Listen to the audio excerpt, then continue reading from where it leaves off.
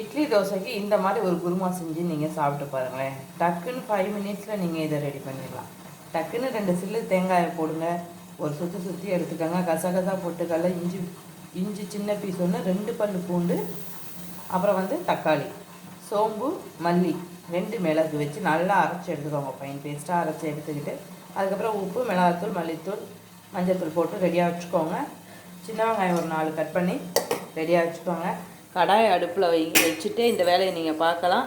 அது தண்ணி ஈரம் காயறதுக்குள்ளேயே இது ரெடி ஆயிரும் பாருங்கள்.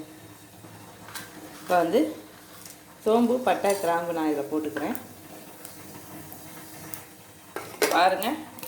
சின்ன வெங்காயத்தை போட்டு நல்லா வதக்குன்னு வதக்கிட்டு அரைச்சி வச்சதை எடுத்து ஊற்றி கொதிக்க வச்சு இறக்கிடணும் பாருங்கள். இப்போ அரைச்சி வச்சதை எடுத்து அதை ஊற்றி கொதிக்க வச்சு இறக்கிட்டா குருமா ரெடி. கருவேப்பிலை போட்டு இறக்கிக்கலாம், குருமா ரெடி. தேங்க்யூ.